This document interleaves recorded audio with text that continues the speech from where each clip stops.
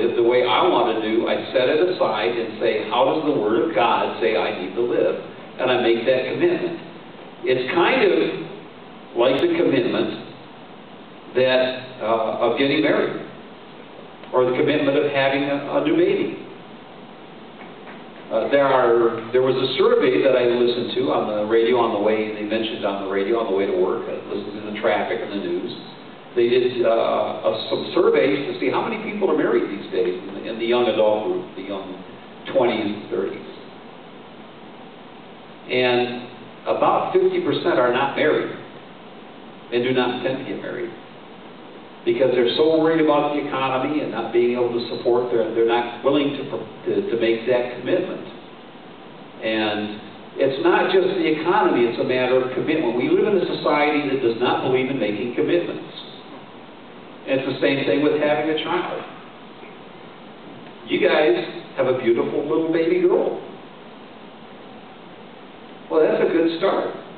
But you know, when you had that beautiful little baby girl, before you ever sat down and made that decision to have that baby, I'm sure something somewhere, whether you sat down and planned it all out, you sat down and somewhere, at least in your mind, and even if you didn't talk it out, there was a commitment that if we bring this baby into the world, we now have a commitment of someone that we need to take care of for 20 some years.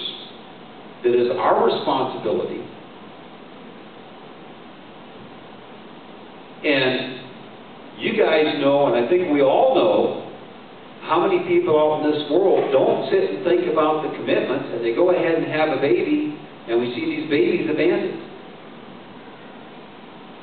It's just like that. People won't make the commitment to marriage, because if I make a commitment to marriage, I'm saying I'm going to stick with you. What about the days that, you know, with Sister Mallory and I, we've got a commitment that's a commitment that we are married. And she made that commitment, I made that commitment, and what do you do in the days when she gets up and says, you're just a pain in the neck to get along with today? Truthfully so, some days too. But there's a commitment that said, no, well, yeah, we need to work through this. We need to get through this because we made the commitment. That has to be what our walk with God is like. And if we go ahead with the next verse, so we say, we make the decision, I'm going to make a commitment. Whosoever doth not bear his cross and come after me cannot be my disciple. It will mean that we have to do things, and there's sometimes things in our lives we have to change part of that commitment. We can't just keep going doing the things we want. For which of you, intending to build a tower, or these days, intending to build a house, sitteth not down first and counteth the cost, whether he have sufficient to finish it? Lest haply after he hath laid the foundation and is not able to finish it, all that behold it begin to mock him, saying, this man began to build but was not able to finish. How many of us would go and scrape together all of the money we had and work everything out and budget and plan and finally decide to build a foundation for a house, and we'd go build a foundation? And that's it, we're done. That's all the money we had. We have a foundation. We need to sit and look before we start in a commitment, in commitments in our lives, in our families, and commitments to God. I need to look and look ahead and look and see, what do I need to be doing in order to finish this? I had the opportunity many times to travel in Asia, especially down in Thailand. And I will tell you that when you go through downtown Bangkok, there's lots and lots of blocks of buildings, and I remember seeing this back in Korea in the old days too, of sitting there that are just frames and skeletal frames. Because they started building and then ran out of money to build anymore, so they never got to finish the building. And if we trust in God, we obey Him and make a commitment to stick with the race to the end.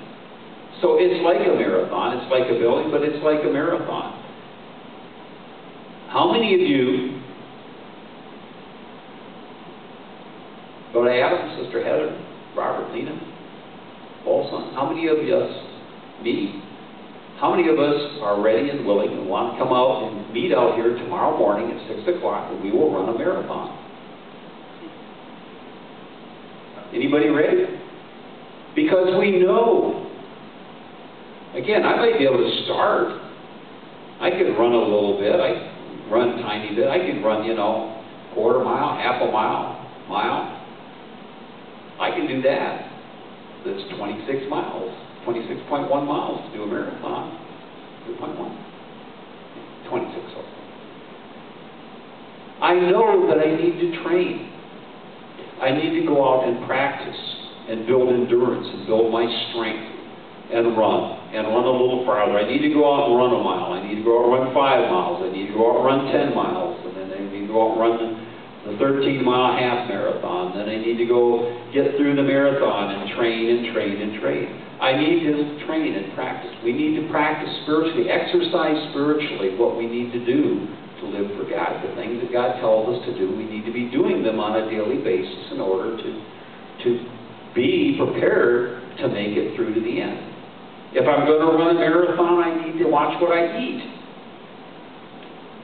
I'm not going to go out today and sit and have a giant dinner and load up on cake and load up on ice cream every day and load myself down with junk and be able to run a marathon. I need to look at my diet. I need to be eating protein. I need to be eating the vitamins and the things that will build me up to run a marathon to give me the strength. Because otherwise, if I'm not eating the right thing, I'm not going to build the strength to have the endurance. So I need to look what I'm going to eat. And spiritually, this is described, this Word of God right here, if I can get it free from my notes. This Word of God is described as our bread, our daily bread. I need to be looking what I take into my body, to be able to run a marathon. Spiritually, I need to look at what I'm taking into my spirit, into my mind.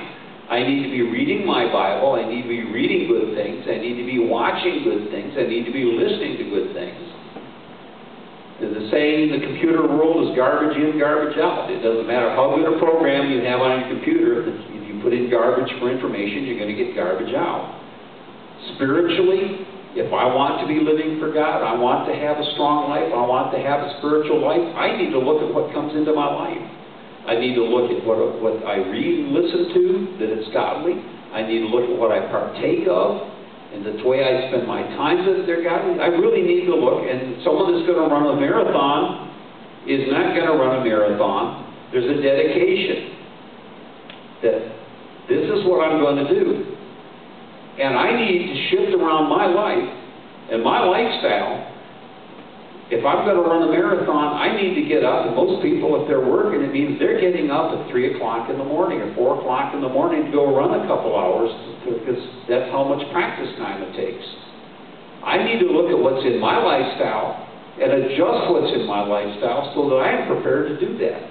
Spiritually, I need to look at everything that's in my lifestyle. And I made the statement before, and I'll make it again because it's vital, that every single thing that we do, every single thing that we say, every single thing that we think either takes us toward God or away from God.